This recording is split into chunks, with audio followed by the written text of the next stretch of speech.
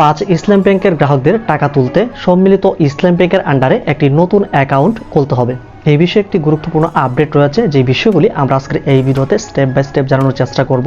Bangladesh bank এমনকি সম্মিলিত ইসলাম bank এই দুইটার যে কর্মকর্তারা এই পুরো বিষয় নিয়ে কিন্তু একটু দ্বিধাদ্বন্দ্ব রয়েছে। আসলে গ্রাহকদের টাকাগুলো কীভাবে ফিরিয়ে দেওয়া হবে এই পুরো বিষয় নিয়ে সেটি জানাবো আমরা আজকের এই ভিডিওতে। আশা করছি যারা মূলত 5 ইসলাম ব্যাংকের গ্রাহক রয়েছে তাদের সকলের জন্য আজকের এই ভিডিওটা অনেক বেশি ইনফরমেটিভ। সেজন্য অবশ্যই সম্পূর্ণ ভিডিওটি একটু ভালোভাবে মনোযোগ দিয়ে দেখার চেষ্টা করবেন।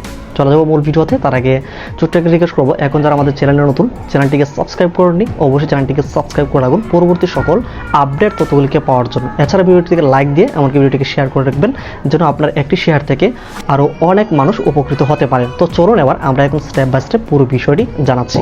তো রিসেন্ট আপডেটে যেটা জানা গিয়েছে, এখানে আমরা দেখতে পেলাম সম্মিলিত ইসলাম ব্যাংকের যিনি চেয়ারম্যান মোহাম্মদ আইয়ুব মিয়া টিভিএসকে পুরো বিষয়টিকে জানিয়েছেন ইন্স্যুরেন্স ফান্ডের টাকা ইতিমধ্যে পাওয়া গিয়েছে। যেহেতু গ্রাহকদের নতুন ব্যাংকের অধীনেই অর্থ প্রদান করা হবে, তাই সবার নামে নতুন অ্যাকাউন্ট খুলতে হবে। 5 ব্যাংকের পুরনো অ্যাকাউন্ট সমূহ একীভূত করতে হবে এবং ব্রাঞ্চ ভিত্তিক অর্থচারের প্রক্রিয়া সম্পন্ন করতে হবে। এসব কারণে সময় লাগছে, তবুও ডিসেম্বরের মধ্যেই গ্রাহকরা তাদের টাকাগুলো পেয়ে যাবেন বলে আশা করছি। এই তথ্যগুলি মূলত সম্মিলিত ইসলাম ব্যাংকের যিনি সম্প্রতি চেয়ারম্যান হয়েছেন তিনি কিন্তু পুরো বিষয়টিকে জানিয়েছেন, যেন সব গ্রাহকের টাকাগুলো যেন সঠিক অ্যাকাউন্টে যায়, এমনকি সঠিক গ্রাহকরা যেন তাদের টাকাগুলো পেয়ে যায়, এমনকি রেকর্ডেড একটি ফাইল থাকে সেই বিষয়ে নিশ্চিত করার জন্য। এছাড়া বাংলাদেশ ব্যাংকের যে মুখপাত্র ও নির্বাহী পরিচালক আরিফ হোসেন খান তিনি কিন্তু এই বিষয়ে আরও গুরুত্বপূর্ণ তথ্য দিয়েছে, যে বিষয়গুলির মধ্যে রয়েছে এই বিষয়ে গ্রাহকদের উদ্বিগ্ন হওয়ার কোনো কারণ নেই বলে জানিয়েছেন বাংলাদেশ ব্যাংকের নির্বাহী পরিচালক ও মুখপাত্র আরিফ হোসেন খান। তিনি যে বিষয়টি এখানে বলেছেন, একীভূত হওয়া 5 ব্যাংকের সব নতুন তথ্য ব্যাংকের ডেটাবেজে যুক্ত করা হবে। পুরনো সব গ্রাহকই এখন নবগঠিত ব্যাংকের গ্রাহক হিসেবে বিবেচিত হবেন। নতুন ব্যাংকের আইটি ও এইচআর কাঠামো গড়ে তোলার জন্য এই পুরো বিষয়টি কিন্তু কাজ করছে।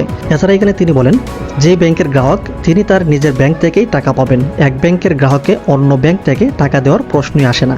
ডেটা স্থানান্তর সম্পন্ন হলেই ধাপে ধাপে এই পুরো টাকা কিন্তু গ্রাহকদেরকে দেওয়া হবে বলে এই পুরো বিষয়ে কিন্তু আশ্বস্ত করেন। এছাড়া কেন্দ্রীয় ব্যাংকের মুখপাত্র অর্থাৎ আরিফ হোসেন খান এই পুরো বিষয় কিন্তু নিশ্চিত করছে। কিন্তু দেখলাম 5 ইসলাম ব্যাংকের গ্রাহকদের টাকা তুলতে নতুন কোনো অ্যাকাউন্ট খোলার প্রয়োজন নেই। তো এখানে আমরা অলরেডি দেখতেই পেলাম সম্মিলিত ইসলাম ব্যাংকের যিনি চেয়ারম্যান এমনকি বাংলাদেশ ব্যাংকের যে নির্বাহী পরিচালক আরিফ হোসেন খান এই পুরো বিষয়ে কিন্তু তারা একটি মত বিনিময়ে কিন্তু এখানে তাদের মতামতটা পেশ করেছে। তবে এই দুটো থেকে একটাও কিন্তু এখনও চূড়ান্ত হয়নি, যেটা হবে বোর্ড মিটিংয়ে, অর্থাৎ এই চলতি সপ্তাহে একটি বোর্ড মিটিং হবে। এইখানে মূলত 5 ইসলাম ব্যাংকের গ্রাহকদেরকে কবে টাকা দেওয়া হবে, অর্থাৎ 17 ডিসেম্বর একটি সম্ভাব্য ডেট রয়েছে।